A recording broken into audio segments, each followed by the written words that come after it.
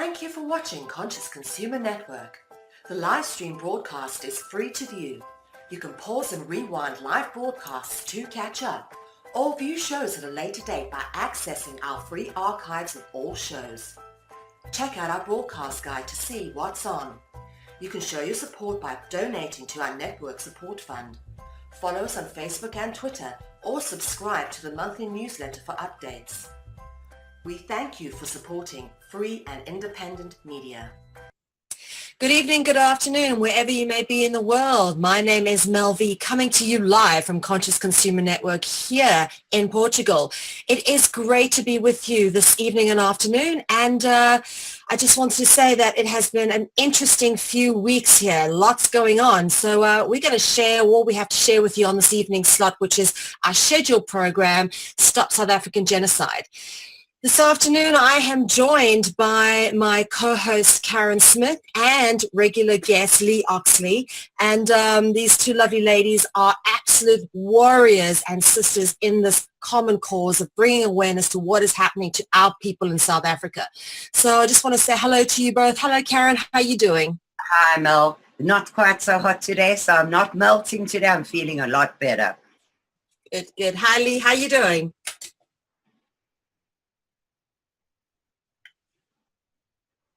Leigh, how are you doing? We've lost her. Oh, I think we've lost her. Yeah, just a reminder that little bit chilly over here, but we're doing okay. Brilliant. Yeah, just a reminder to everybody, Leigh is actually based in South Africa. Karin is in Texas. So internet that comes out of South Africa can sometimes be dodgy. So Leigh might take a bit of time to respond or come in and out. But we're so grateful to have you with us, Leigh. And obviously, I know that both of you have had some interesting things going on. So I think, first off, I'm going to ask Karin to do a bit of an update on things that have been going on and let us know what is happening in her world. Well, Mel, it's been an absolute roller coaster the last week or two. Things in South Africa are shocking. I mean, this whole state capture thing, we are going to have a guest on who was the first person to investigate the state capture. And she will explain it because she's way more qualified to talk about it than I am. I followed it as best I can, but it is bad news for Zuma. Very, very bad news. Now, people seem to think that if Zuma goes, everything's going to be rosy in South Africa. Very, very bad idea, that one, because if Nkosazana Dlamini, his ex-wife, becomes president, who he's backing at the moment, I don't see any improvement. If he gets fired or steps down, the EFF with Julius Malema is now talking about joining forces with the ANC. That will be a force to contend with. If you get those two parties joining hands and Malema becomes president, it is my worst nightmare and has been for years. Then, of course, there's the DA, who used to be the party of the white people, but since Maimane took over, he has bought into nationalization, BBEE, all of those things he's stated his preference for. So there essentially is no opposition party in South Africa. And things are very dangerous there right now for the whites and getting worse by the day. So it's been a hectic while. The murders are increasing. The violence of the murders, I didn't think it was possible that it could get worse. But man, the things they are doing to these poor old people, and it's generally old people attacked by gangs of 4 to 6 young black thugs, and they are tortured in horrific ways that no human being could dream up, much less be able to stand and do to somebody. I cannot imagine. The reading about it makes my hair curl and my stomach throw up. I can't imagine standing there and being a part of it. It's beyond me, the inhumane things that these people do. So all of that has speeded up. And of course, we're under more attack than ever because the worse things get in South Africa, the more alarmist, extremist, white nationalists we are, because we're trying to blow the whistle on this lot.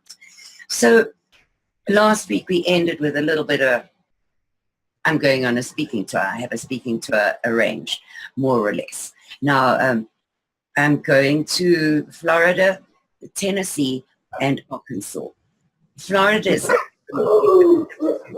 4 right now, and it's a very small post up on Facebook. It's an event that has been posted but has not been advertised or anything because we don't have the venue or the details finished with it. Well, somehow Antifa picked up on this and posted on their news page that they are now going to attack us in force if we turn up in Jacksonville because we are liars. We overinflate the numbers about South African deaths. We are using farm murders as an excuse for talking about white genocide in South Africa. And they will be there in force. Now, we have linked that event to Leigh's website because the reason they are the people that we're going to support with donations at this event. They will go to South African Family Relief Project to help with the farm and to help feed and house the burgeoning numbers of people on the squatter camps in South Africa who Leigh does not have food for at the moment. So she was attacked personally. They say, these Antifa people say that many people tell them that she is the face for white supremacism in South Africa, an affront for them. So any money that goes to them is supporting white supremacist organizations.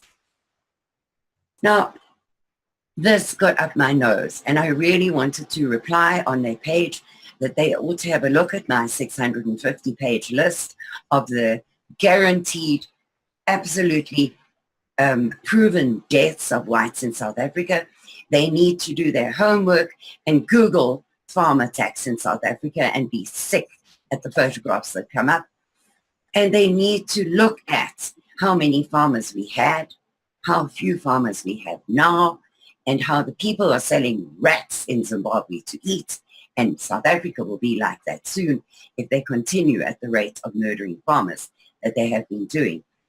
And just a little side note to that, the number of farms up for sale in South Africa since the government has trying to pass this law that they can take your land away without compensation is horrific.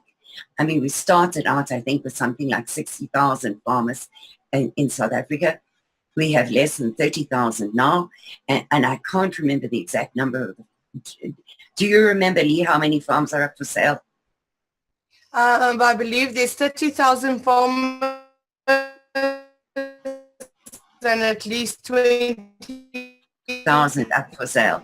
Yeah, that's what I thought. 20,000 are up for sale. Yeah, that's what I thought, but I was a bit scared to give that number because we have 30,000 commercial farmers and 20,000 of them are trying to sell their farms so that they are not taken away without any compensation.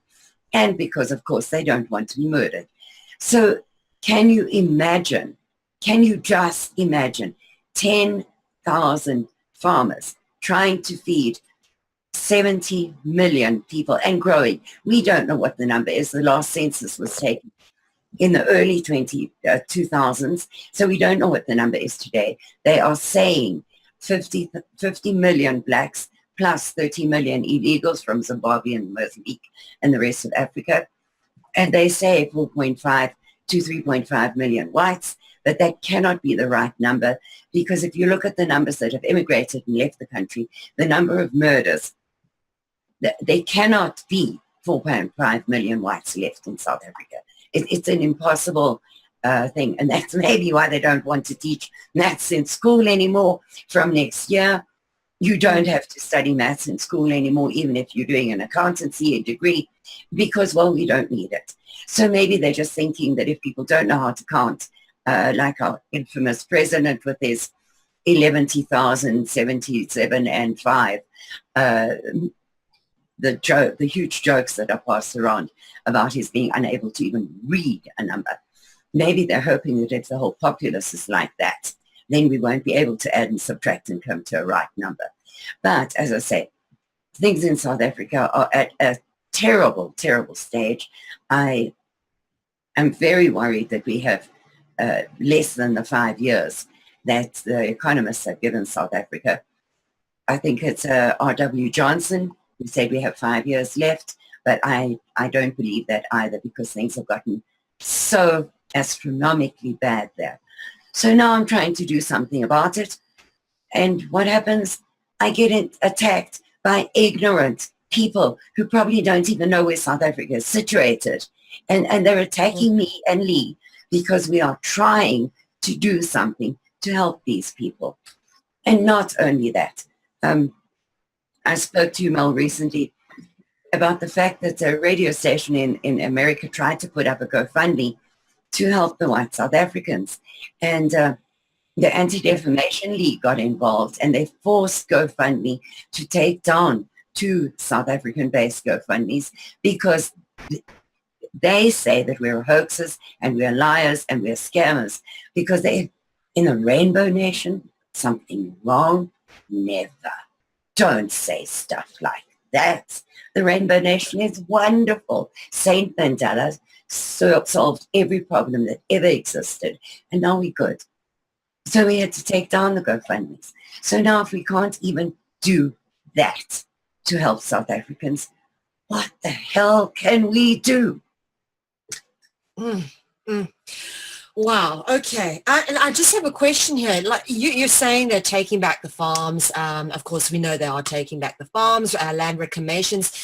There is a thought that came to my mind. You know, there is a whole bunch of people who aren't farmers, a whole bunch more, that don't realize that once they've taken the farms, they're going to start coming for your businesses and commercial properties and factories, and then your private homes in Umhlanga and Sandton. And then what is going to happen? Because it's only a matter of time before we start seeing the army tanks rolling down the streets of these plush suburbs, hauling people out of their homes to do an accounting for what is actually inside. This is nothing less than what we saw happen with the supposed Nazi Germany, where they went and pulled Jews out of their homes and took their stuff. It's exactly the same. It's a targeted, you can call it gender-based, you can call it race-based, however you want to categorize it. I don't like labels, but we are seeing a specific demographic of the population being targeted for the play out of a greater agenda. Oh, absolutely, because the law actually states that. It is not just farming properties. It is every white-owned property. So it's your home, your business, your shopping center, everything. And the thing about that, it doesn't have to come from the government. Your local city council, municipality can come and tell you, we need this land for municipal purposes. And so you have to be out within a week. And you have to go. You have to go. They don't have to tell you why. They can sit that house empty for 6 years. It doesn't matter. You have to be gone. So people must not sit. And never mind, they bring in the red ants to remove you if you do not go. That too, by force. And look at what's happening in central Johannesburg right now. The buildings that they've been squatting in for years, they sent the red ants in and throwing them out into the street. And it's disaster after disaster, protest after protest, burning things, looting things. We don't have a home to live in, so we'll burn the homes that still remain. We don't like the school policies, we'll burn the schools. We don't like your shopping center policies, we'll burn your stores. We don't like this church, we'll burn it down. The trains are running late or there's not enough room in them, we'll burn them as well. The crazy illogic of it all is just beyond me. Words fail me. But what I would like Leigh to talk about is something dreadful happened to them the day before yesterday. And it is a first-hand account of what is happening to people in South Africa. So Leigh, I know that you're shaken up and really don't want to talk about it. I really think you need to, because these things happen 200 times a day in South Africa and nobody's talking about it. Well, we went and picked up my daughter and her son-in-law, and on the side of the road we saw a black BMW with tinted windows and another vehicle. And as we approached, they was on the side of the road, and as we approached them, they started moving, and we went past them. The BMW went into the oncoming lane and overtook us, and was right in front of us, and the other vehicle followed him into the oncoming lane, and the BMW started putting on his brakes, and the vehicle on the right-hand side of us started boxing us in, and they tried to push us off into the dirt gravel on the side of the road. Well, let me tell you, we didn't know what was going on. We just thought that he wanted to pull off the BMW, but we then quickly realized, thank goodness to my husband's quick thinking, we realized that this could be an attempted hijacking. And we drove for, I think about 3 or 4 kilometers, trying to shake him off, trying to keep the vehicle steady. And eventually my husband saw a gap between the BMW and the vehicle next to us, and he went right in between of them. The BMW came towards us and scraped the side of our bakkie, and luckily my husband managed to find a dirt road, and we went in there. But it was a few seconds and they were behind us again, and the fear that we didn't know what was going on. They were chasing us, and it's horrifying.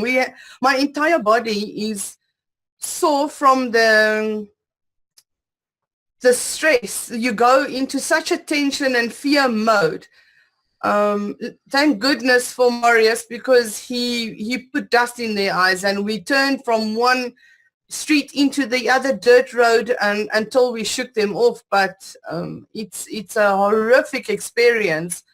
And today we found out that they pushed an elderly couple off the road. They went right into the ditch. They were robbed at gunpoint because by then their vehicle wasn't able to drive anymore. And we were very, very lucky. But I know now what goes through your mind when you are put in a situation like that. Then you go to the police station to lay a report, to make a report, and they ask you, how many people were in the BMW? And then we said, but the windows were tinted, we couldn't see. And they keep on repeating the question, how are we supposed to see if the vehicle had tinted windows? The silly questions that they ask you. And then the drivers from the other vehicle, they just never looked at us even once while trying to push us off the road. They just kept looking in front of them. It was really, really so surreal. I don't know how to explain how weird it felt, but the fear in us, we can't sleep. I'm just thankful that we are all right. Bless your heart, Leigh. I'm really grateful that you are all right. Do you think this was just a random attack, or do you think you were targeted because of the work you do? I cannot say, because that is very difficult to say. They were waiting for us.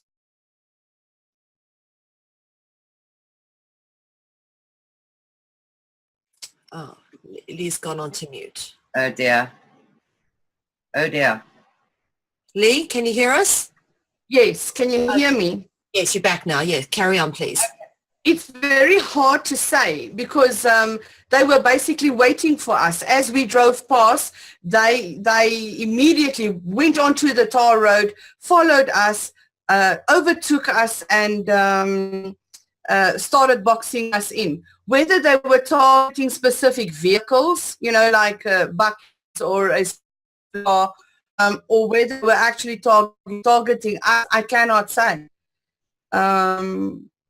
It's impossible to say. We don't know. Yeah, Leigh. That's what has always been my worry, Leigh, about you being there. I know that without you, literally tens of thousands of people would have starved to death and had nowhere to live. I know that. But at the same time, if I could get you out of there, I would come and put you under my arm, pack you in a suitcase and take you away, kicking and screaming. Because of what you do, you are in more danger than most people. So Leigh, could you update us about the farm? I know you've rescued your first people now who are living with you. You finished your kitchen, the ablution block. You must be so proud. You must be so very proud and yet nervous because there's so few that you can rescue at one time. Yes.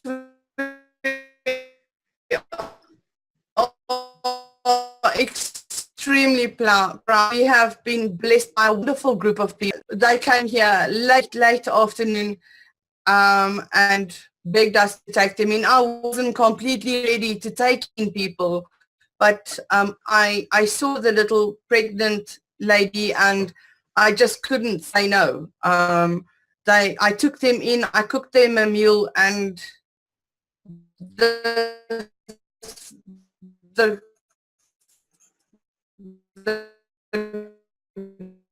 gratefulness in their eyes is, and there's so many things, and they helped to wash the dishes.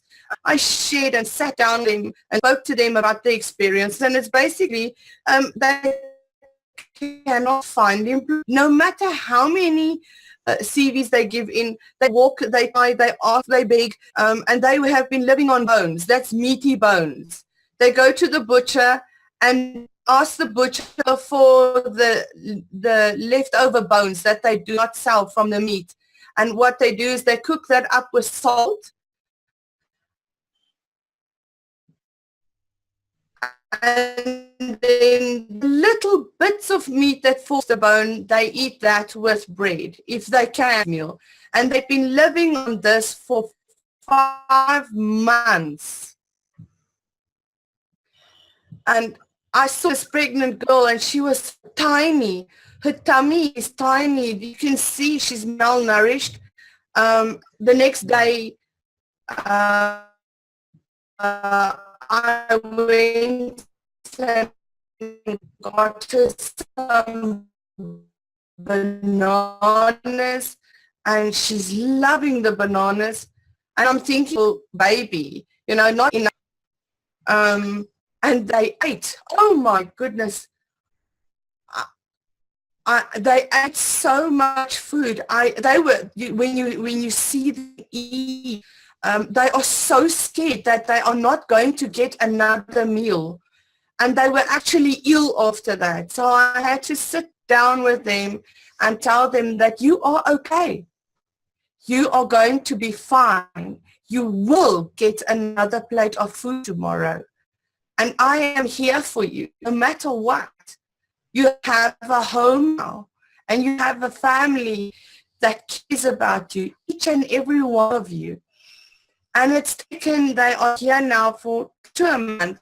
It's taken about a month to get them to eat slower in order not to get indigestion. And they know now that there will be food tomorrow. And no matter what, I will make a plan so that there is food. Even if it's just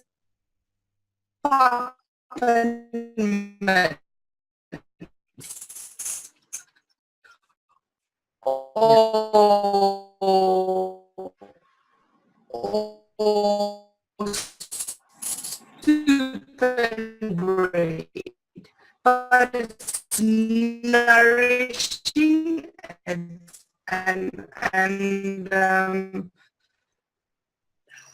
I need to.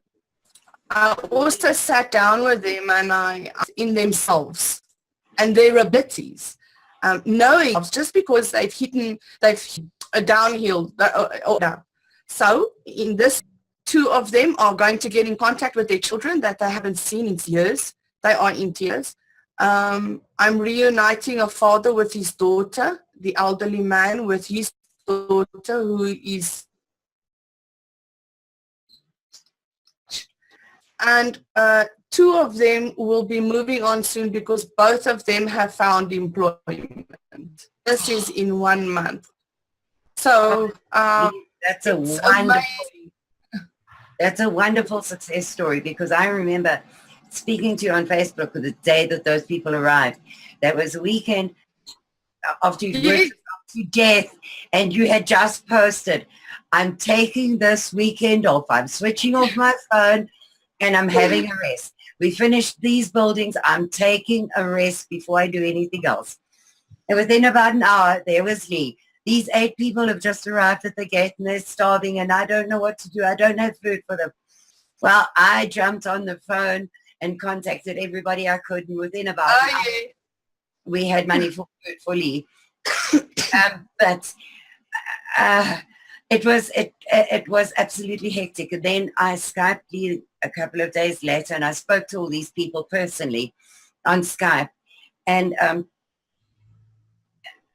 I don't know how you do it, Leigh, because for me, you are helping these people. But what about all the others that were already on your list of applicants to come there? And I'd like to speak particularly. Now listen to this one.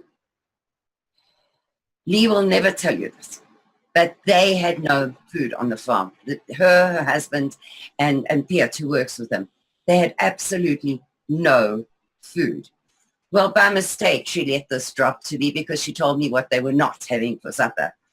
So, of course, I did my normal thing and got on the phone and contacted a dozen people and said, look here, this is an absolute emergency. We need help right now.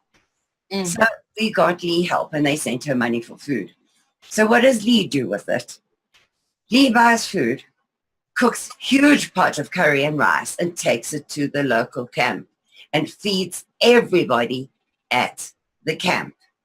You are the most unbelievable person, Leigh. Before feeding yourself, before putting shoes on your feet, that's another one that I have some bones to pick with you about. No shoes on your feet, but giving them to everybody else.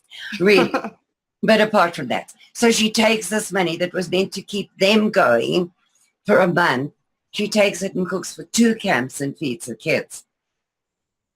And posts these beautiful pictures of the kids being fed, which all looks good and well. But when I speak to Leigh on Skype, Leigh is in tears. Say, Leigh, what on earth is wrong? You've just had this fantastic day. You fed all these children. They looked so happy. There were still hungry people there. They came back for seconds and I didn't have food for them. And how can I look in their eyes and tell them that there isn't any more? This is the story of her life.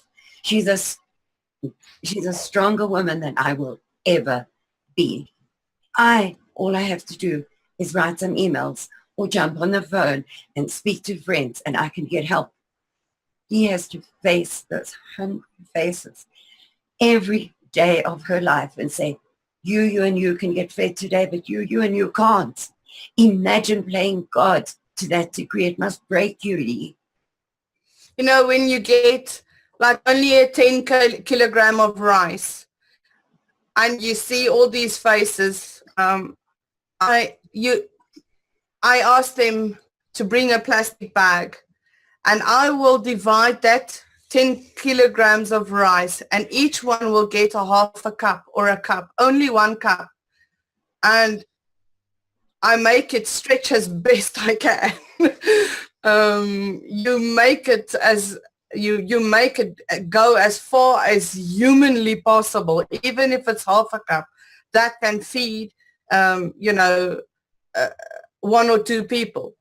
So if it wasn't for you, Karin, and your amazing support, I don't think we would, and everybody else's also, but I don't think we would ever be able to cope. I go to the local grocer and ask him, sir, please, here is my organization number. You are welcome to visit us at any stage.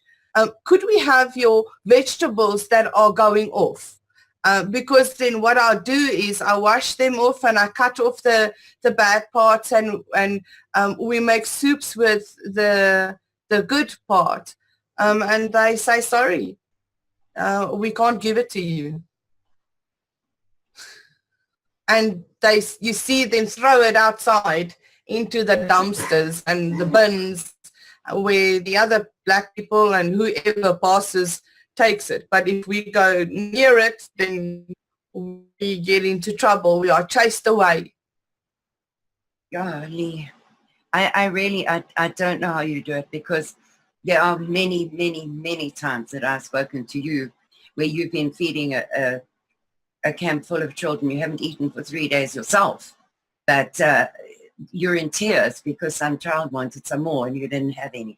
It breaks my heart. And I really... It's terrible when they come to you and they say, can I please have more? And I know that movie with the child that was in the orphanage. I can't remember the movie. Oliver Twist, that's correct. And I never actually, as a child, realized or thought about why that child went and asked for more. Now, today, I know. Believe me, I know. So, Leigh, I'm seeing it more and more in South Africa. I mean, our friends from the Bus Foundation and Miljoen Stemmer for Steve, all our friends there are suffering from exactly the same thing, that there are more and more and more people in need and less and less and less available for them. So you know that I do everything I can, and you know there's not much more really that I can do. I mean, I'm at your beck and call 24 hours a day. If you need help, I will get it for you. But there's only so much that can be done without a wider audience than we have got now. We need the world to stand up and say enough is enough, and we are now going to help, because the handful of people that I have that are willing to help can also only do so much. I can't expect 5 donors to feed 1 million people in camps. It's not possible. Although they try. You have to admit, Leigh, that we have got the most fabulous friends here in America. Oh, yes. This farm project is because of friends.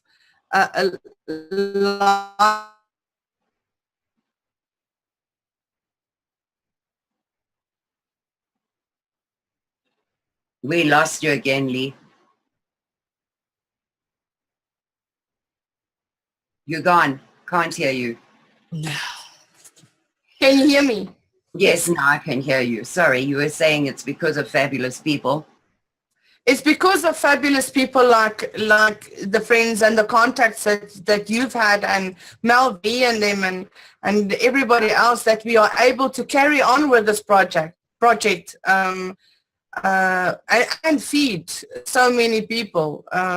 We cannot do this. The government does not care what happens to us. We are in the way, and we do not have the right to ask in their view. So we have to sort ourselves out, and either we buckle down and work hard and help each other, or we are done for. No, absolutely, Leigh. But the problem there is as well, I don't know if we spoke about this on this show. I kind of lose track of what we said where. But if we have, I apologize, but it bears repeating that people in Australia and people in the UK have tried to send you container loads of goods with clothes and food and things. So when that happens and it reaches South Africa, tell us about the difficulties you have with that, because even that way of helping has been closed to you. Well, if we are lucky enough and it actually reaches us, which is practically zero. But when it does reach us, we have to fork out large amounts of money to pay import costs, taxes. But most of the times we never get it. It's either stolen, replaced with something else, damaged so badly that it's not usable.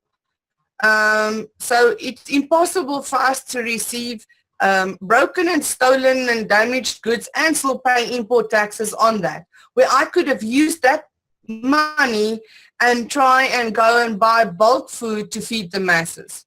Food is non-existent in South Africa amongst the poor. We are not getting in any food. It is not nearly enough. Yes, sometimes we get like big bags of maize meal, but you cannot live on maize meal alone.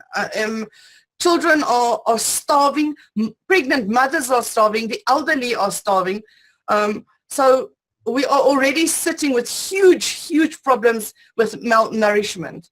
You can already see when you're in the camps that the children's bellies are bloated because that's all they eat is bread and maize meal.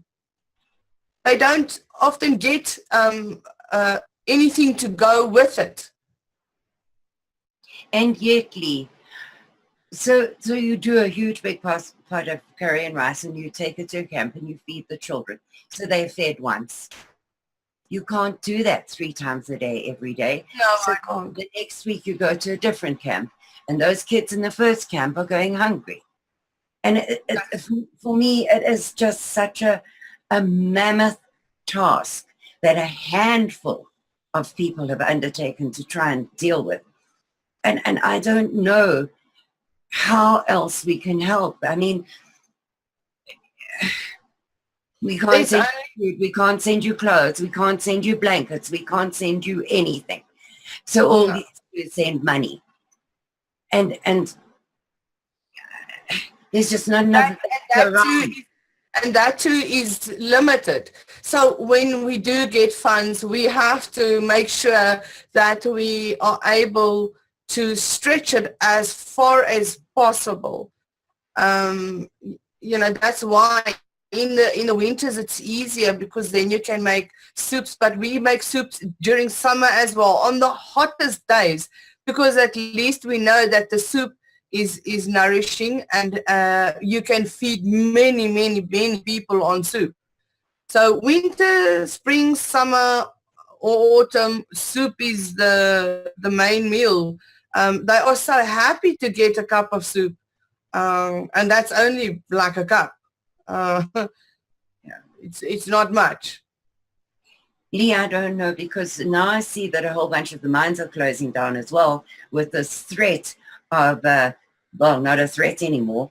They have happening. 32% of hand over, not sell, give 32% of the mines to the blacks, and now they're talking about making it 50%. So a lot of them are closing, which means more people are out of work.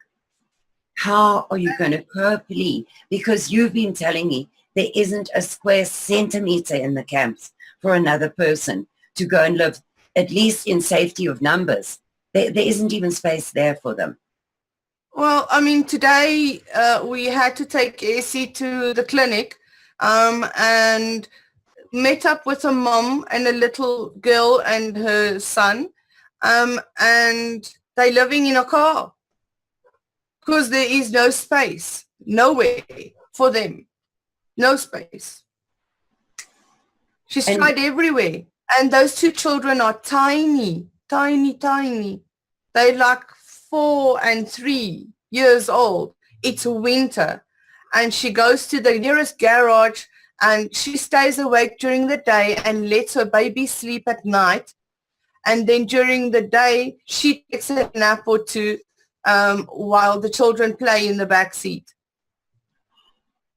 And she tries and stands at the intersection to get a little bit of money so that she can buy food for her children so that they can eat a meal. And they only have 1 meal.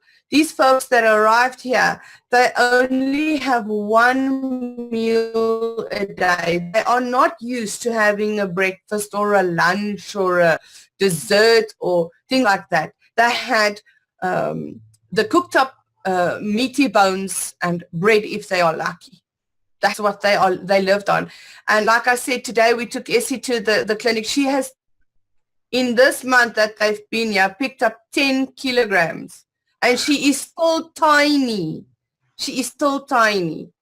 And so pregnant. the doctor was so excited and happy because she'd eventually started picking up weight and the baby is doing well. And I just burst out into tears. I was so happy because we were fearing for the little one, and the hardship that mum had gone through in the beginning stages of her pregnancy. Only one, mommy. How many thousands are out there having to go through the exact same thing? With no Leigh to help them. With nobody to help them. But the churches don't care anymore. They are only looking after their little congregation and even other organizations. So we are trying to stand together and band together and help each other with whatever we can. Maybe I've got a little bit of extra rice and the other one's got a little bit of extra baked beans. And then we try and meet each other halfway and we swap a little bit so that we can have a little bit of baked beans and they can have a little bit of rice. It's a battle. It's a battle. And Leigh, yet there are so many people trying to make money out of this who are false charities, who do not put the money where it's meant to go.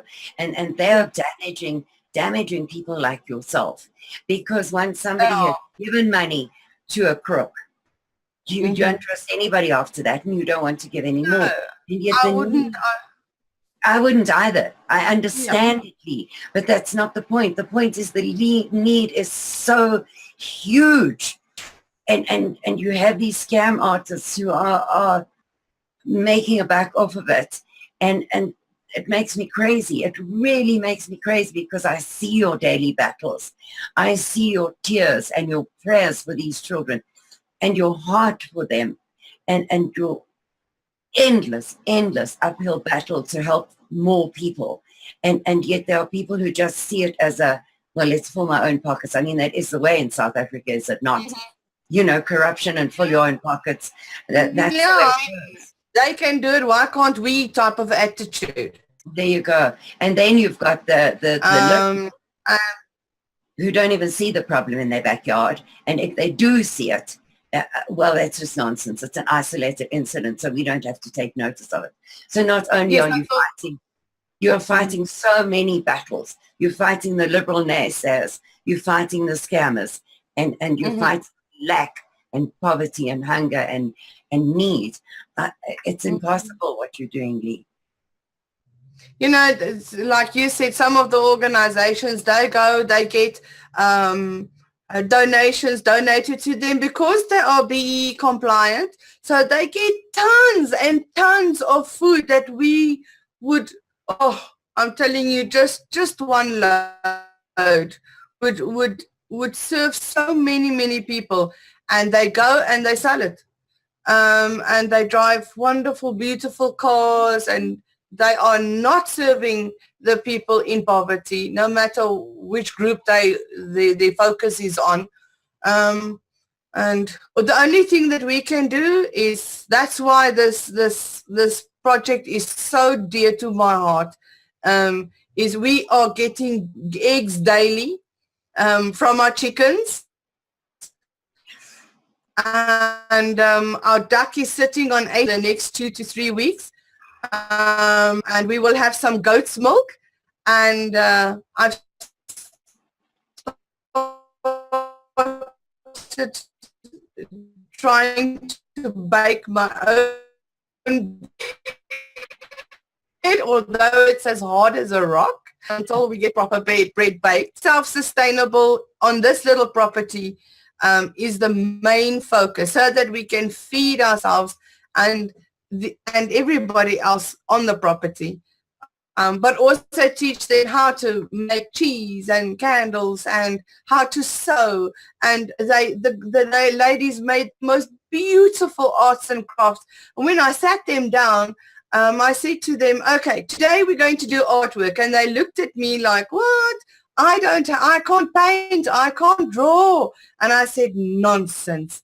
Each and every one of you has a skill, and everyone is artistic. I don't believe that nobody can be artistic. And the stuff that they made, I was absolutely amazed.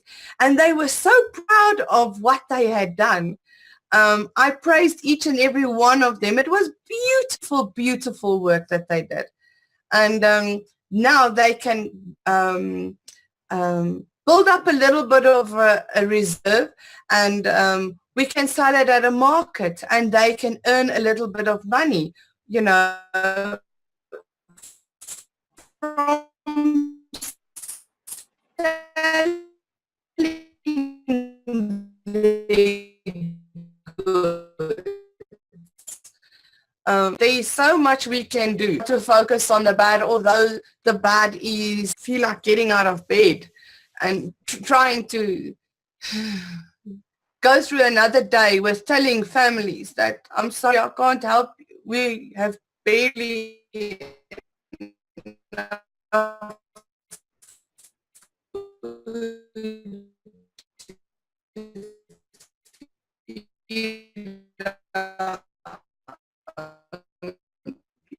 Oh, Leigh, that is a bit of your work that I would absolutely not be able to cope with. I could not look into those. I can't help this camp.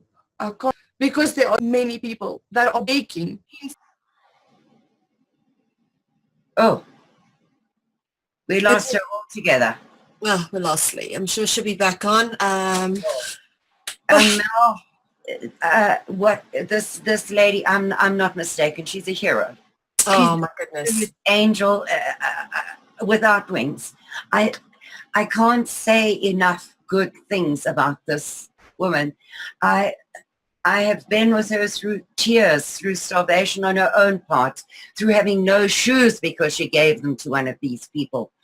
Through she is the most amazing human being that it has been my luck to meet, honestly, and I can never do enough to help her cause, because I know that she goes without. It's not like she gets a huge salary and is living in style, well, you know, from donations. So I put my last penny into that girl's cause if I could. Wow, I'm also just so honored and humbled to be in such excellent company of such beautiful hearts. And it's heartbreaking to hear the struggles that they have to go through. Terrible. We really do need to be making more of an effort to, I can see Leigh's camera's come back. Hopefully she'll pop back into the picture. But I really do hope that we can find more people on the ground in South Africa who are willing to actually help their own people. And there is enough to go around. That's the thing. Is actually enough to go around if people actually just band together and stop being selfish and self-centered. You know, we know, I grew up in Umhlanga. I know there's enough rich white people there who can contribute to this cause. I'm talking to all of you who I grew up with, my mom's friends. Please, guys, this is not something that we should just pass by randomly, because, you know, it could be your children or your grandchildren that are facing this kind of hardship in the very near future, because this is the direction South Africa is going. You know, the money and resources is not going to last forever. If you are a white person, there is every chance that you could have your assets taken and seized, your bank account shut at any point, because this is what they want to do. So while we can, let's help each other, because if we don't help each other, there's going to be nobody left. No. You posted the most touching thing today about you can help us do everything you can and spend yourself on everything, but until you look after yourself and your family. Well, as far as I'm concerned, every white South African is my family, and I'm trying damned hard with every fiber of my being to look after them, because if I don't, the day I go to meet my maker, what am I going to say to him? I turned my back and I didn't care. I don't think so. I want to be able to say, I may not have done enough, but I tried. I did my best. And that is my hope. That I've done something. And if everybody did a little something, we would make such a big difference. We'd live in such a different world. Exactly. Yes, sorry, it just went dead. I had to plug in another one. Sorry about that. No worries. No, we don't have electricity here, so we only work on solar power and a power inverter, and it's difficult good that you can be with us. Thank goodness for the bit of technology that everyone can still access, because without these tools, we wouldn't be able to communicate these messages across the world.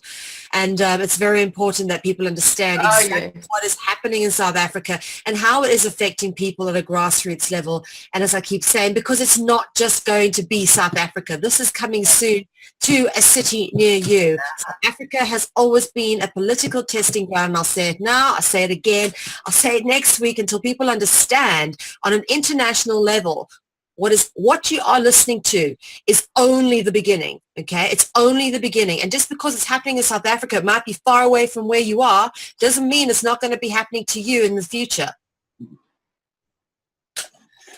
Leigh, I wanted to speak to you about another thing. There's been an awful lot in the news recently about the hospitals. Now, you had a hospital experience this week, and you have them quite often because you take the people from the camps to the hospital. The disastrous state of hospitals in South Africa. Could you talk about that?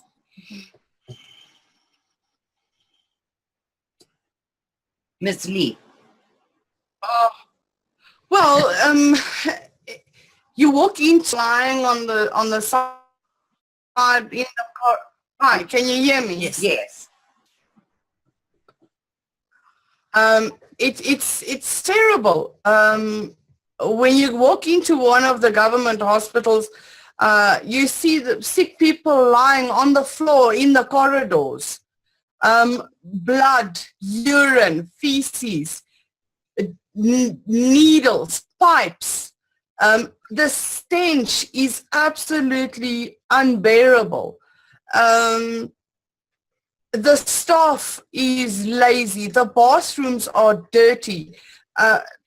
You cannot think of going to the loo in one of those places because you will definitely catch something. You will be admitted within 24 hours, and I'm not joking. It's just a cesspool of filth. And I went and visited a friend of ours, Irene. She is in very critical condition in the hospital, and I mean she's in a critical care, and the rooms smell terrible. I couldn't stay there for more than 10 minutes. I had to go. It was just too much for me to handle. You see people with open wounds not being attended to. HIV is huge in Africa, let alone in South Africa. And blood is all over. You've got to basically put on a space suit and a breathing apparatus in order to enter one of those hospitals safely. It's terrible, but it's the truth. And Leigh, you were talking about somebody who has high blood pressure and couldn't get their drugs. Yes. One of our residents called the clinic 3 times.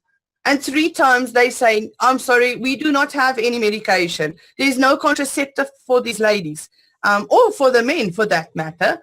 I have to either go and buy cash at the nearest pharmacy, and these blood pressure medication is expensive. Buying it over the counter, they don't even have the IRB drugs for AIDS patients. You see the AIDS patients stand in lines, going zigzag. It looks like a voting station. And nobody is getting any medication. But yet we have countries like England and America funding and sending lots of medicines for HIV, but there's none available when the patients need it. Oh, Now you must think to yourself, you have a child or a tiny, tiny baby, and you've got to bring that child or that tiny baby into those circumstances. How sick is that child going to be by the time you get to see a doctor? Because that can take up to 2 days, depending on which hospital you go to. And if you are an adult or an elderly person, it can take up to 3 to 4 days sitting there. And if you leave, you lose your spot waiting to see a doctor. And you don't get to see the doctor. You get diagnosed by a sister or a nurse. You cannot just demand to see a doctor. The nurse and the sister signs off on your condition and your medication. Yeah, I saw pictures of the hospital this morning with patients lying in the corridors, and you have to bring your own sheets, your own blankets, your own mattress, your own food, your own medications. Why even go there? I've wondered for years why they even go to the hospital if they have to supply all of this stuff themselves anyway. And then, Leigh, of course, there's the story about the Durban hospitals where the last oncologist had left. The equipment is not working. So if you've got cancer anywhere in the Durban area, tough luck for you, baby, because there's no doctors left. That's correct. It's an absolute... All the doctors have left. Yeah. So that means that even with their condition that is so bad, they have to travel to another province in order to see an oncologist, which costs obviously more money. Person is already in so much debt, being diagnosed with a condition as cancer, and there's no doctors available. Yeah, it's dreadful, Leigh, the situation. And then the other thing, sorry, Karin, and then the other thing is you get to see a doctor. If you are very lucky, you'll be able to understand the man because he's from some foreign country that cannot speak English properly, let alone his own language, because we don't know, we cannot understand what they are saying. And there's nobody to interpret for you. So you've just got to take a guess at what he's saying to you. Yeah, I believe there was a huge influx of Cuban doctors. Now, I don't know if that's still what you've got because that was before I left. But they were running brothels out of mental hospitals and out of the hospitals themselves. So yeah. I don't know if you still have the Cuban doctors or if that was kind of an end to them. We do. We've got doctors from Pakistan and one of the ladies said she saw a Somalian doctor from Somalia and from all African countries as well. So they are coming here to South Africa to practice medicine. I read an article this morning that shocked me speechless, that if the Indian population in South Africa send their children to study medicine in India because they can't get into a university in South Africa, the same as the whites can't, they can't practice when they come back because the Department of Health has said that they can't afford to do the crossover exams from India to South Africa. So Indian families who have spent a fortune educating their children cannot bring them home to practice medicine in South Africa, where they are desperately needed. Oh. Yes, and they're qualifying when they go and study medicine in India, the passing rate is higher than South Africa. But yet they have to do like you say, a exam in order to practice medicine in South Africa. But they are highly qualified, and South African doctors are not. Mm. Now I read that this morning with absolute because your surgeon only has to pass with 35%. I'm going to let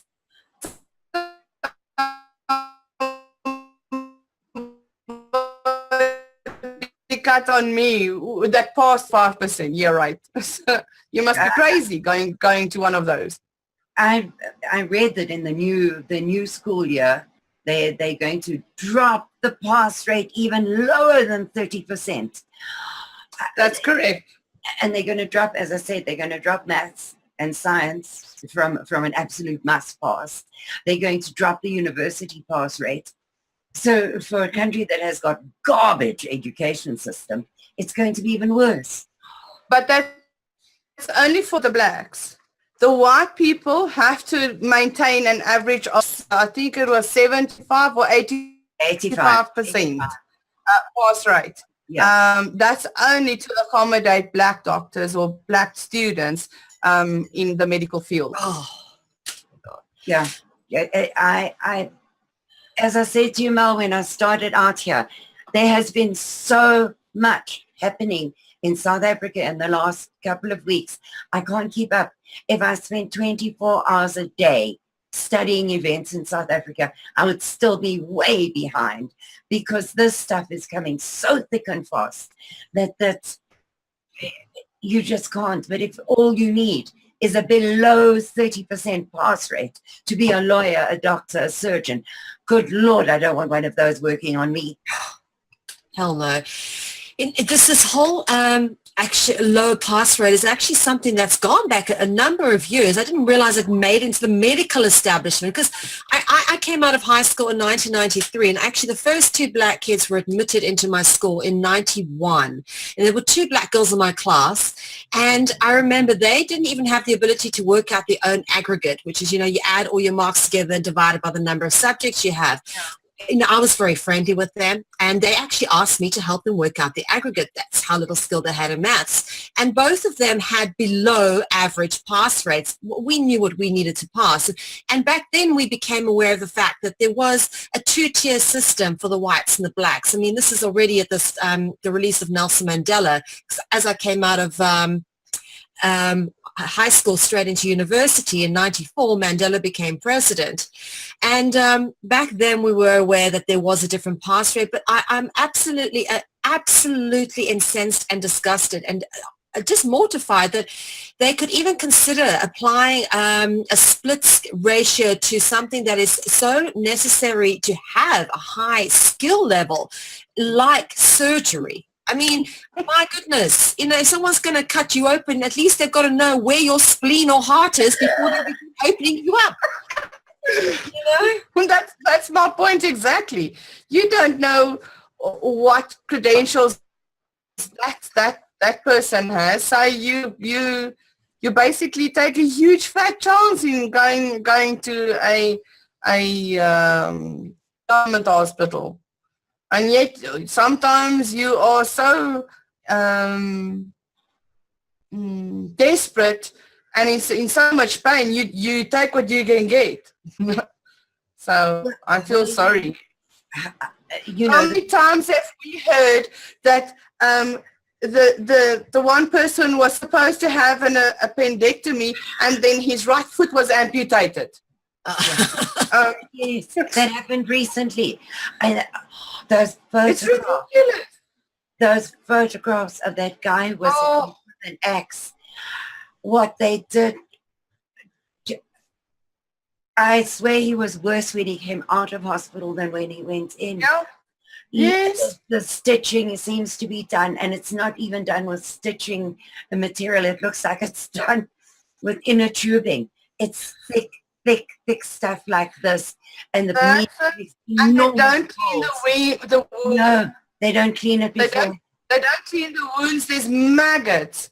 When the family eventually got to this poor old lady, there had been maggots all over her leg. They took the photographs and the video footage, and the nursing sister said, well, if you don't like it, you can come and clean it yourself. Yeah, so, I saw that, Leigh. That person with the whole leg sliced open, that they didn't stitch up or anything. They don't clean it properly because there's nothing to clean the wounds with. Everything is is backed up. They don't have cleaning materials. They don't have gauze. They don't have this. They don't have. I saw the guy who had back surgery. They didn't even stitch up. So the proper medicines to these hospitals. They got nothing. I don't understand why these hospitals are operating. It's death. It's a death camp. Absolutely, Leigh. But what are you going to do if you've got the people in the camps? They have no money to go anywhere else. So you take them in desperation because they are now really ill, and you wait there for 4 days, and eventually some sisters, really kind, generous, with heart, sister sees you, slaps you around a little bit, and sends you on your way with 2 aspirin if you're lucky. I mean, I feel so terrible for these farm attack victims and things if they do not have medical aid, because they go to the, well, you've seen the results. We're talking about the results of people who have been attacked with axes, with pangas. Yes. They go to the hospital. They come out, oh my Lord, the pictures that I have seen in the last 2 weeks. It's becoming more and more violent. And believe you me, if they know that you are a victim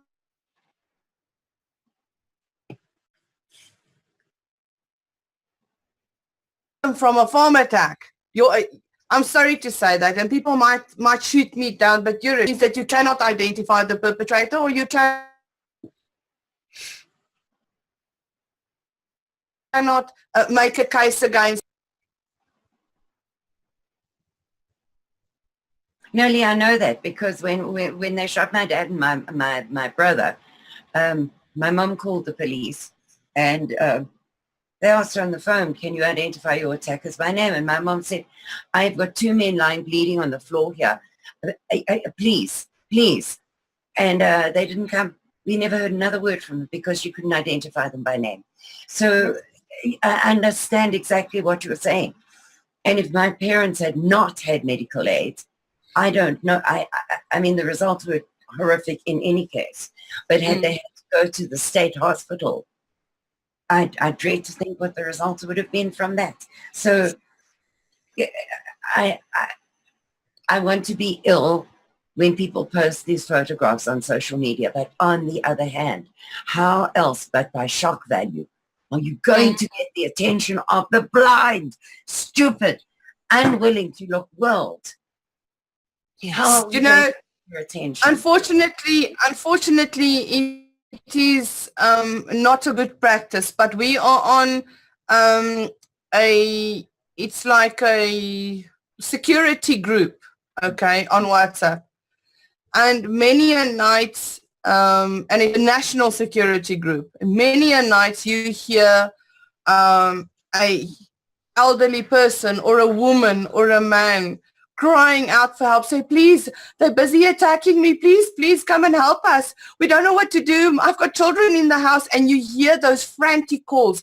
I wish that I could actually take those calls and post them for the world to hear what these voices in fear sound like. I wouldn't be able to do that because that would you know, hurt the families. Yeah, it's a betrayal that have been attacked.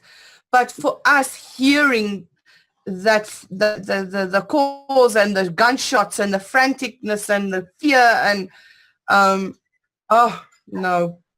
And those things, Leigh, you never hear about. You don't. They happen 3 times a night, every night. I know my parents had CB radio, which were connected to all the farms. So it was farm radio. Yes. And was on 24 hours. And you heard it day and night, people screaming for help. My house is on fire. My son has been shot. They're attacking us. Yes. And all the farmers in the area would rush there. But I mean, farmers are isolated and far apart. You never get there in time.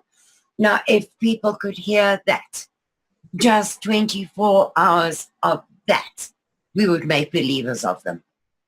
They wouldn't come and tell us we're liars and we scam artists. It's horrific to hear the desperate pleas for help and know that you're not going to get there in time. Yeah. It's awful, Leigh. It is awful. And I go absolutely ice cold because, and you know how many people are too scared to even go out of their property to go and help the next family because you don't know what's waiting for you around the corner. So invariably, if there isn't anybody to go out and help you, unfortunately, we all know what that means. And yet, Leigh, you see 1 or 2 murders a week in the newspapers. We hear it, we see it all on social media because people post my neighbor, my friend, my sister, my brother, my cousin, my church member. So we can count them, quantify them that way. Mm-hmm. But even then, we don't get them all. We do not get them all because people, the unheard of, the people who don't have the radio, who don't have the WhatsApp, you'll never hear about them ever because it's a death by natural causes. That's it. Yeah, it makes me ill. I wanted to ask you, Leigh, have you heard anything more about the mortuary situation? Because that was horrific. It was horrific. Are they back at work? It still is horrific. They have such a huge backlog with bodies that are piled up in these mortuaries. It's not going to take them weeks. It is going to take them months, maybe up to a year, to get this sorted out. It's horrible. Absolutely horrible. And they are digging up the graves that are older than yes, to put new bodies in. That is desecration at its absolute worst. The people that have paid for those burial sites, they are saying, sorry, your loved one has laid there long enough. We are putting someone else in there. And what can you... RIP means RIP. Forever. Not just for 5 years until the government decides they're going to put someone else there. It is too absolutely horrifying for words. The thought of people's families being disinterred to make space for someone else. It is. Yes. It is beyond horrifying. They are so far behind in doing autopsies. By the time they get to the autopsy, that guy will be a mummy. I'm sorry to say, but that's how it's ending up to be. Forensics is far behind. It's just, I don't know. The entire system in South Africa is collapsing, and people are not realizing. People are not seeing it. I'm here. My family's here. My friends are here. We are seeing it and living it every day. The protests are becoming more and more violent. They don't think twice of stabbing you. You cannot drive on the highway. Just going to work on a highway. They are throwing rocks and stones and boulders from the bridges on top of the highway onto the cars. Yeah, this is happening more and more. I had that. I worked at the casino at Carnival City and lived in Johannesburg. So you have to leave very early in the morning and come home very late at night because you work long hours.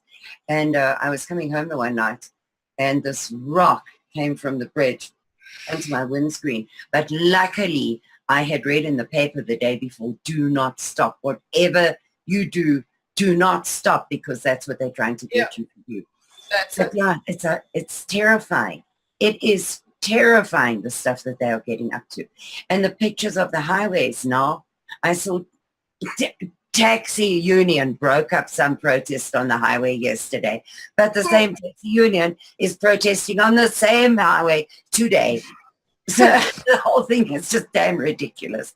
I mean, really, only in Africa. I don't know what else to say. Only in Africa. It is. And you know, for us, the Land First, Blacks First, that organization, they are becoming huge in South Africa. You see them all over. They have said that they will occupy land by December. Come hell or high water, they will. No matter who is the president, no matter who is running for president, they do not care. So for us here in farmland area, it is, and we are close to Hammanskraal. You know where Hammanskraal is. It's a black settlement. So we are really in fear, and we've spoken to some of the other farmers around us, and we're going to a meeting now in this on Saturday actually, to see how we can all keep ourselves safe and defend ourselves when they come to your property and want you off. Because you know they're coming. You know they are. And that it's not if, it is when. Absolutely. It is just a matter of time. Unfortunately, most people think, yeah, you're spreading doom and gloom. Yeah.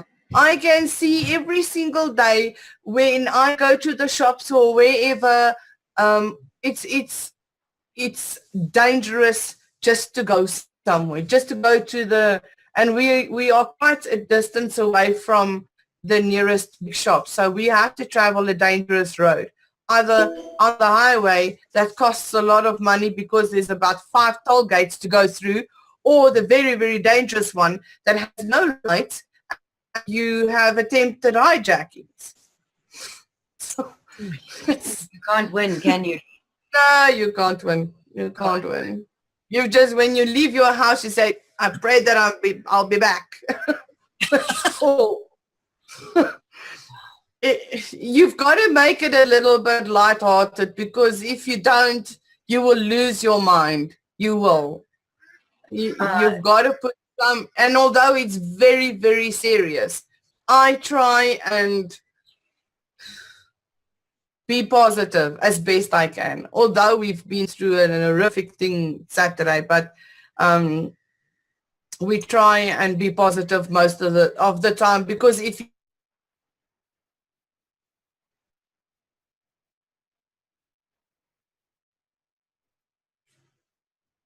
you're gone again.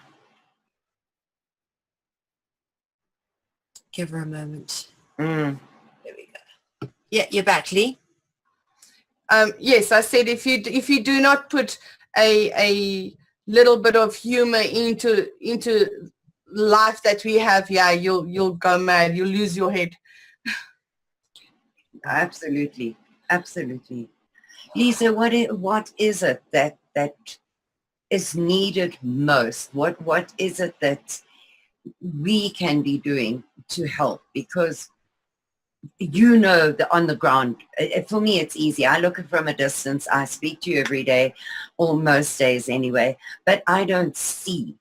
It's things like toiletries, and I think of young girls and the things that they face with none of the feminine products that they need. I mean, that is my biggest sick making thing, because it's a hard enough time for a young teenager without not having the things that you require, and not being able to wash, and not having a bath, and not having spare clothes. It just makes me feel ill. What is it that you require most? Well, food. Always food. Food is, it can never be enough, because there are so many mouths to feed. I don't have only these people. We've got 170 odd people at Sonskyn. I've got 30 odd people at Growing Wise, 300 people at Munseyville. We've got Philadelphia Arc, Maranatha, Plot 111. We've got so many places, and it's not enough. Food can never ever be enough. So food is always in desperate need. And then toiletries. We are trying to see if I can't make soap somehow, because soap has become so expensive. I'm going to see if I can make soap in order to give out to these folks. And then shampoo, Shampoo is expensive. They use the soap to wash their hair. It makes the hair dull, but at least the hair is clean. We don't give out shampoo because that's a luxury. And lady products we never get. It's very, very seldom that we do get a little bit. It's also very expensive. They're not given out here like in other countries. So, yes, you get 1 or 2 packs of ladies products, and you give it to 5 women, and it's finished. And that's only for 1 or twice use. That's it. Yeah, those lady products are hugely in demand. But those are things that people don't think of, Leigh. No, they seldom thinks about things like that. But you know, it's been my bugbear for years, that thing. I can't bear to think of these poor innocent little girls coming into that part of their life and having the indignities as well. It just, it's an awful thing. You know that we're doing what we can, my daughter and I. I know. You know, we're sending what we can. But well, she said to me, "This is absolutely fantastic." Cara said to me that you and her are sending a huge batch of lady products, and oh wow, we are so thankful for that. It's awesome. We cannot wait. I'm going to take so many pictures and hand out to these girls. Shame taking pictures. Yeah, but these are very good things, Leigh, because you just boil them and reuse them and boil them and reuse them forever. And it's not an advert for it, and it's not a good topic, but it's something that people do not think about. That these girls are I can't. I'm sorry, I can't think about it. So yes, and we were very lucky because we found a South African supplier that we can pay for. Yeah. And that will supply there. They gave us a terribly hard time because they wanted to know which black camp we were helping, and they raised the price when it wasn't for a black camp. So yeah, it's been a bit of a nightmare, but after much consultation and much thought about everything, it seemed the best route to go. And we will, every time we come into a few extra pennies, we'll do some more. Because, thank you, Karin. You guys are really awesome. Well, I cannot thank you enough. That's not me. My daughter's fabulous. She did all the homework on it, and she did the research, and she did all the phoning and emailing around, and she says she can't speak on air. She can't be the face of anything. She doesn't want to know about that, but this she can do. So. Yeah, I'm very proud of her, Leigh, just by the way. But it was her. It really wasn't. Yeah, well, so are we. I'm absolutely flabbergasted at the gesture. Because nobody else thinks about it, and you guys thought about it. And you know, for us to ask such a thing, you know, it's difficult because not many people will even. Yeah. Well, that's the luxury. Most people's eyes.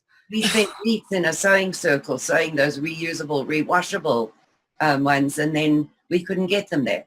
So we have this whole suitcase full of them that we can't get to South Africa. I mean, had to find a different method, you know. So I hope it helps, and please know we will send more. It will definitely, without a doubt. You know, when we come into 2 more pennies, we'll definitely rub those together magically and make them stretch a little and send some more because it's a great thing. But Leigh, it's just so Thank you so much, Karin. No. It's nothing. It's an absolute nothing. I'm just wondering what else anybody can do to help, because there are so many needs that one doesn't look at and won't talk about because it's not politically correct to talk about those things. So we just push it away and let the people suffer rather. And I know let's talk about that, ladies. Let's talk about that. What are the other needs that need to be met? Well, simple things like toothpaste, bar soap, socks, and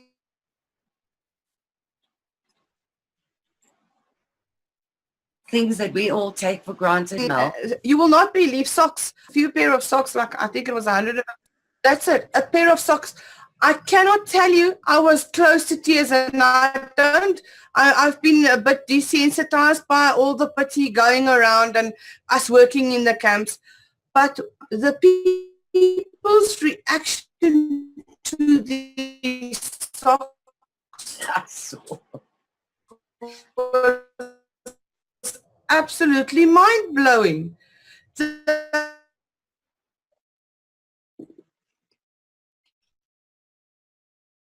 I saw the pictures of it. They actually wanted to fight. I couldn't believe it. They were so a face cloth, a pair of socks. Yeah. I That saw was amazing. Oy.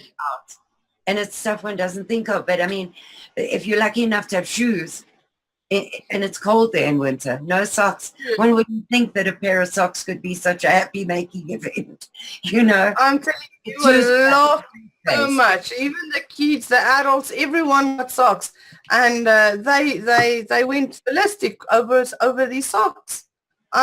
Usually we don't get socks. Yes, we get 1 or 2 used pairs, and usually you know you have to mend them somewhere or whatever. But these socks were new, and they went crazy over these socks. I couldn't believe it. It was amazing. So even you, Leigh, who's there every single day, doesn't realize what little things make such a big difference. That's true, because you're so focused on just getting this one fed, that one, to the clinic. This needs to be done. I need to think, what are we going to make for supper to feed everybody? Will we have enough for tomorrow? We've got to attend to this and attend to that. So yes, you do have little things that slip, your mind. But then things like that happen with the socks, and you say, oh, socks are an awesome gift. Yeah, it upset me desperately because we were offered all the Walmart end of season things that they couldn't sell. You have to cut the labels off, and we were offered we could have them free of charge, take them and send them to South Africa, but we couldn't do it. So that just stressed me terribly, because that would have been new clothes and underwear and socks and shoes and pajamas and all the things that you can't do. But they wouldn't allow us to take that because I know. It's not secondhand. And even if we do get secondhand, we have to pay the import taxes. The new clothes we would never have seen. They would sew new labels on, and you would see it in some boutique somewhere. No, I know, Leigh. We were so lucky to get the offer, but it broke my heart. Yeah. I have to tell them, look, thank you very much, but there's no way that South Africa will let me do this.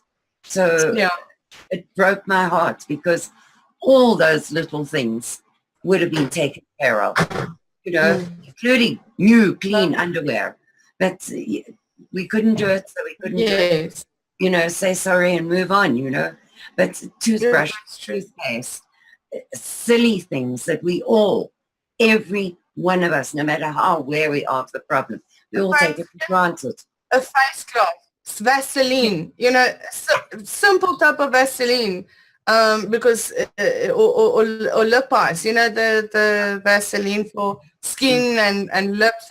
Or the children in the camps, when I was there last week, Wednesday at Mansfield, all the children's lips and skin were raw from the wind, because there's so much cold wind coming down from that hill into those shacks, and in between the shacks, that all the children's skins were like rough and burst open, and their lips were cracked. And I thought to myself, oh, I could have kicked myself. Why didn't I think of getting these kids some aqueous cream or Vaseline? But you're not always on top of everything. It's difficult. What do you choose, food or getting cream? Yeah, Leigh, I understand exactly how. Well, I don't. I'm not there. I haven't seen it. I haven't looked into those faces. I try and have a picture for myself of what it's like. But I don't think the picture I paint for myself can be anything like the reality. And I really wish that I personally could do more to help. But, you know. But you have, and many of you have. Mel, your followers have. Karin, you've gone beyond and back and back again to help us in South Africa. Really, you've got such a kind and good heart, and you are never ending in fighting for us here. And we appreciate you so much, because it's not I that have fed these people. It's you guys that are willing to talk about it and share it with the rest of the world, that are sending us the much needed food and the building materials to carry on with this project, and the will to carry on fighting. How many times have you said to me, come on, girl, you're strong enough, you can get there, get up, carry on. You've done it so many times when we are on our knees. So many times. You guys, both of you, Mel and Karin, you have no idea how much you all mean to us. A message from the producer here. What is the quickest way for people to help you? What steps do people take? There are obstacles, but how do people get around those to keep helping you? Can you tell people? Maybe someone that hears this will help. You can either try and bring some goods. If you know of anybody traveling to South Africa that's willing to bring in this extra suitcase, whether it be food, whether it be socks or toothpaste, or a few blankets. If you know of somebody traveling to South Africa, send it with. If not, they can go onto our website, www.safrpsa.org. Go and click on the donate button, and you can donate via PayPal. $20 can feed a family of 4 for a week. A week. That is proper food in 4 people's tummies every single day for a week. Don't think because you have a $5 or a $10 that it's not worth anything. It means the absolute world to us, and to every single old person and little child and pregnant woman and desperate father. It means so much to us. You can also go to my website, which is radiofreesouthafrica.com, and you can donate there. You just have to put a little note on it. It's for South Africans, and it goes directly to Leigh. So you can donate. That I can guarantee. Karin sends when nobody else is helping. I know that I can always contact Karin and say, Karin, please, I need help. And she makes sure that we get the funds. I know, Karin, you are also looking after 4 families in 5. 5. Okay, Yeah. it's 5 now. 5 families now. South Africans that are desperately in need of your help as well. And we are so thankful for you, Karin, looking after them. I know it's 5 families is a lot. Yeah, it's you need your support as well. 26 people in those families. Oh. So Sure. yeah, it's a bit of a nightmare, but the thing is, they're out there safe. They're out of South Africa. They're safe in the United States. What we have to do is just take care of them until they get their hearing and get their green cards and a social security number. The problem is there's such a backlog here that it can take a long time. But we are still rooting for them, because they are opening the way for many families that are still in South Africa. Absolutely. The more people that we can get that get a yes on asylum I status, agree. yeah, the more the courts become aware of the problem, the more open they are to more people coming. So yes, That's why I agree. I say that the support, yes, we do also need support, but they are paving the way for so many of us in being able to leave eventually. And hopefully it will bring us closer to either having refugee status or I don't know what else there is.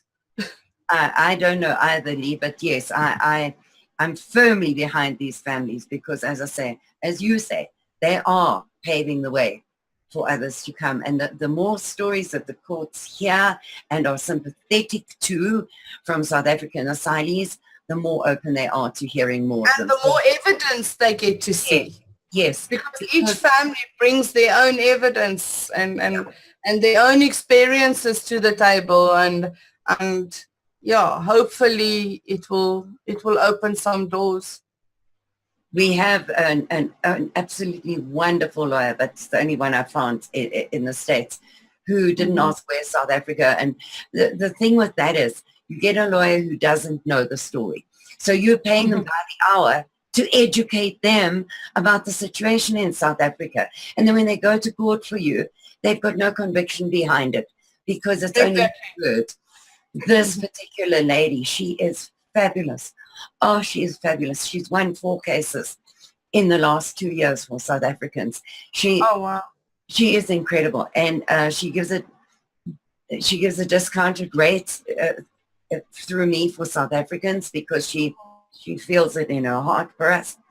And she is fabulous. She really is. So I'm rooting for these families and for her because it's not really up. The funny thing about this whole thing is it's not up to how strong your case is and it's not up to your lawyer.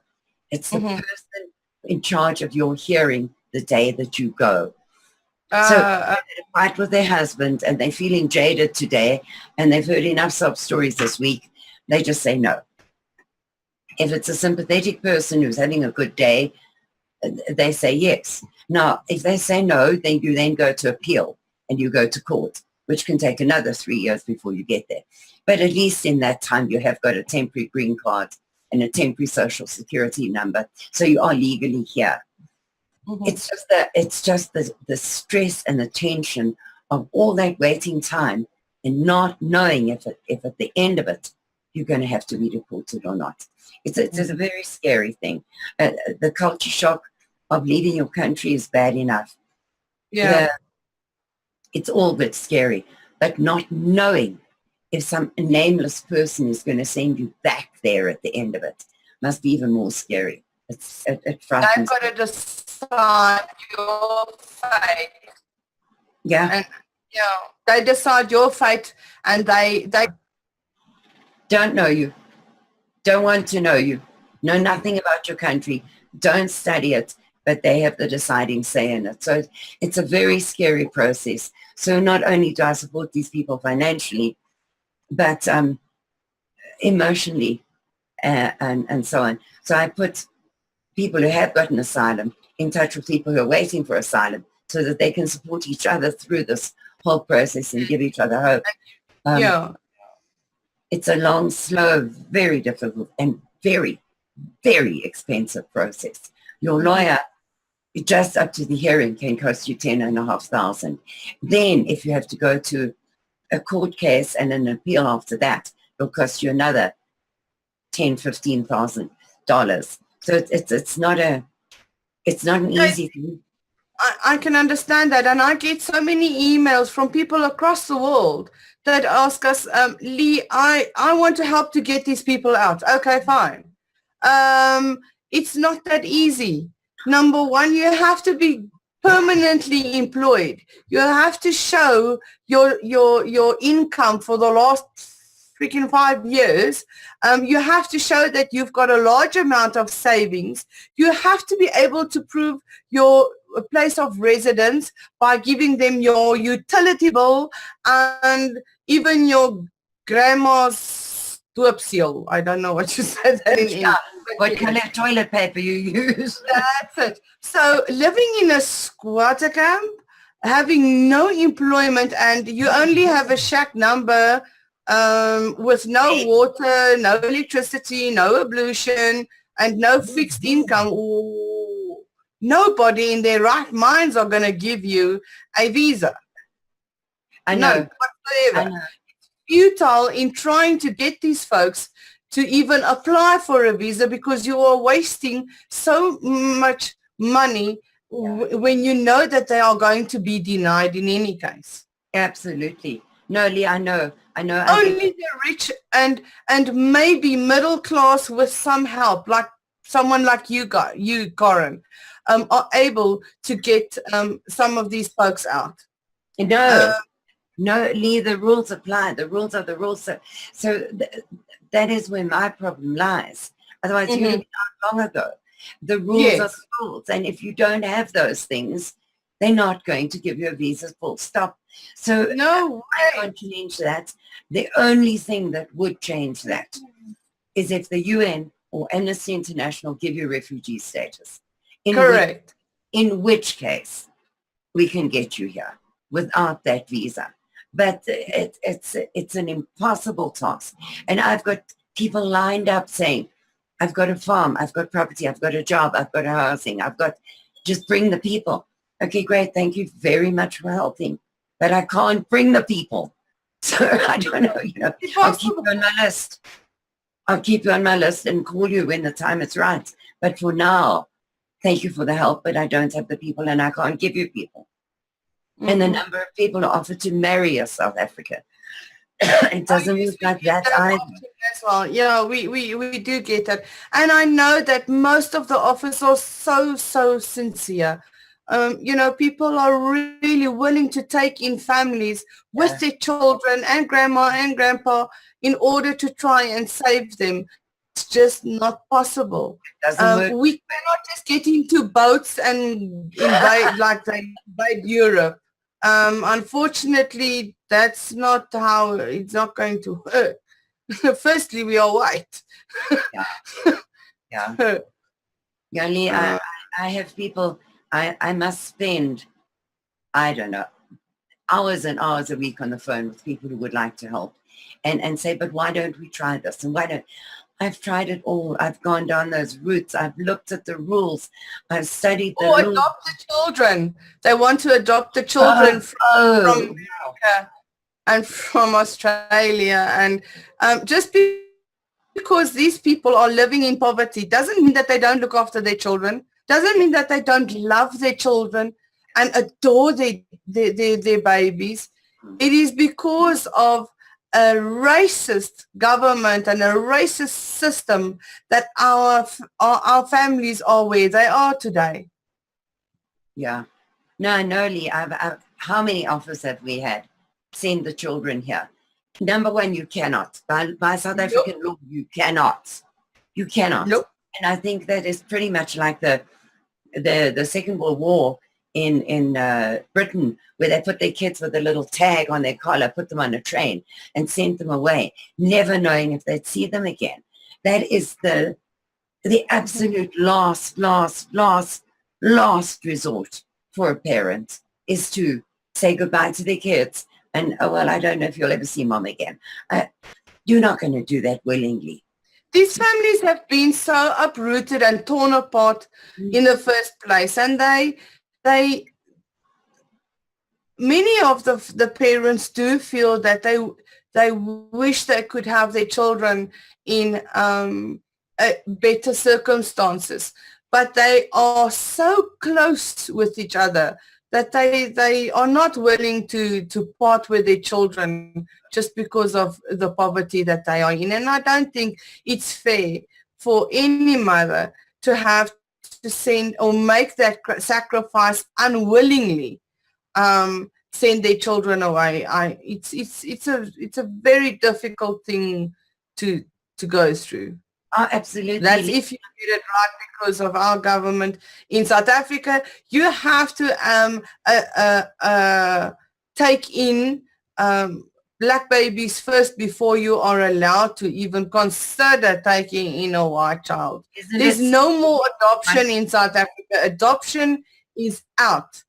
the state's mandate is that every child should be returned to the biological parents.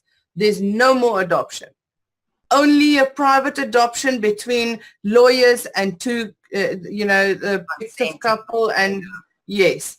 But adoption in ordinary social services, no. Yeah, Leigh, we're not puppy factories. We No. just have the babies and give them away. It's not like that. It's not because you're poor, you don't love your kids. And yes, I've had many, many, many people write me whole tomes of information on why South African parents should do that. It's inhumane. And I don't see very many people willing to do that. I mean, it's even hard to part with your children when they go to university. Send them off to a different country to go to university. Never mind, send your 3-week-old baby off to some stranger in a strange country. No, I know they're trying to help, but it just, they don't see the human thing behind that, I don't think. No. It's an impossible situation. I don't see it. But yes, we have had, you and I have had so many strange offers from really useful things to really, really strange things. And you have to be nice to everybody and thank them all nicely because they mean well. But when you've been at this as long as we have, you know what can and can't work. And I think people are very idealistic and think that the world is a good place and that good people will prevail in the end. Whereas I think you and I are a little bit more realistic and realize that good people might come in first in the very, very end. But in the meantime, they're going to stumble and fall a lot. Yeah, that's true. I think the biggest thing is that we continue to spread the word as you and Mel have been doing. And no matter what happens, keep the cause strong and get the message out there as best as we can. We cannot give up because there are thousands dying every single day, whether it be of ordinary farm murder or a home invasion. We are losing many, many, many people, and we are going to lose many more with the poverty and the land invasions.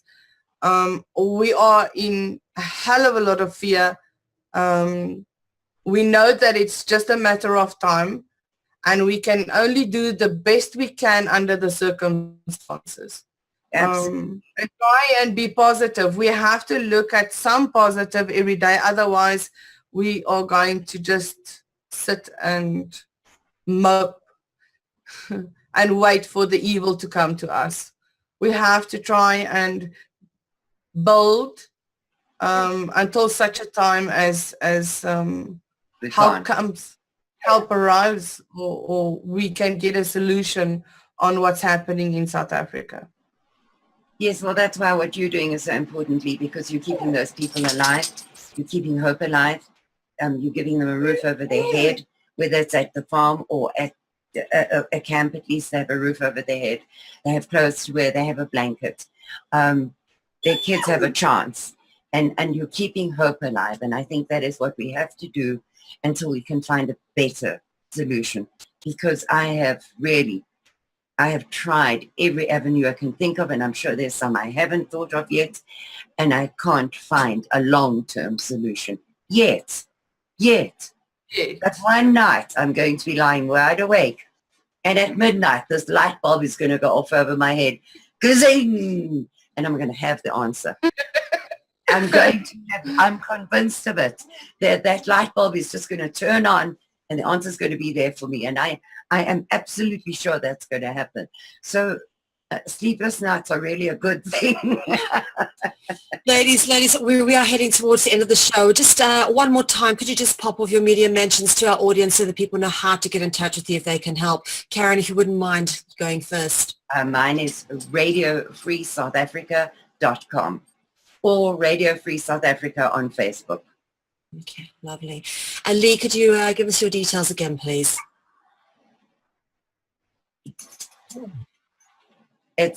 I'll do it for you, Leigh. Okay. Okay. Thank you. S for sugar, A, F for Freddy, R, P for Peter, S for sugar, A.org. South African Family Relief Project, SA.org. And you can, there's a gazillion things on there that you can donate to. Thank you. All right. You know, ladies, as always, when I talk to you, I'm in tears because I'm just, I think, overwhelmed at the tragedy of it all, but also so inspired that there are people who care enough to put themselves out there the way you two have. And it's a real conflict, but I do hope that people out there get reached with this information and are, you know, deeply affected by this as I am. And feel moved enough to do something. And I'm certainly going to be getting on the phone and trying to see what I can do to rustle up some funding for your project, Leigh. I really appreciate everything that you're doing for our brothers and sisters still stuck on the ground in South Africa. And Karin, I know it's an absolute cosmic gauntlet to go through the legal rigmarole you have to for these families who managed to get out the country, the few lucky ones who had escaped. But the more people who can get refugee status, the more of a precedent it sets. And you know, perhaps we need to start writing letters to Amnesty International to get recognition of refugee status for South Africa. So perhaps the three of us can sit down at some time offline and actually work on a document that we can submit and definitely put some pressure on these guys to do something. Yeah. Thank you. Thank you so much. Mel. Okay, guys, listen, we're heading towards the end of the show. Going to wrap it up and say a big thank you and, you know, big love to both of you. You sit so dearly in my heart and you know, as I sit here, I'm still kicking myself going, I should be doing more. I should be doing more. In fact, everybody should be doing more. You know, generally those people who are comfortable, like, you know, I'm okay, Jack, and they don't think too much more about it. But we really do need to be thinking about our brothers and sisters in the world, because who knows, next it could be us. And if we're not helping others, you know, we can't expect anybody to help us when times get hard. So think about that for the people who are listening, and, you know, whatever we can do to help, get in touch with us as well. For those people who perhaps are overseas, we actually do have a donate button on Conscious Consumer Network. If you do say to us it's for the South African Relief Project or for Radio Free South Africa, we will make sure that the money gets there. If you can't actually send belongings, and I don't suggest anything from overseas, as Leigh has mentioned, there is huge import duties which they can't afford to pay, so it's a bit of a waste doing it that way. But any way that you can help, get in touch, brainstorm with us, and guaranteed we'll find a practical way to turn that into a deliverable solution. So we're here to help in any way we can. Thank you very much, Mel, and thank you for listening. Next week, we will have part 2 of our South African history. Looking forward to it. Absolutely. Thank you very much to Leigh and Karin for joining us this evening, and we'll see you all again on Stop South African Genocide. Please tune in next week this time. It's been great. Take care. Goodbye. Goodbye. If we want to change the world, we must first change the media. Mainstream media exists for the purposes of indoctrination and manipulation of public perception. The world of free and independent media is growing, and with the upsurge in information now available in the public domain, it has never been easier to access free and independent media.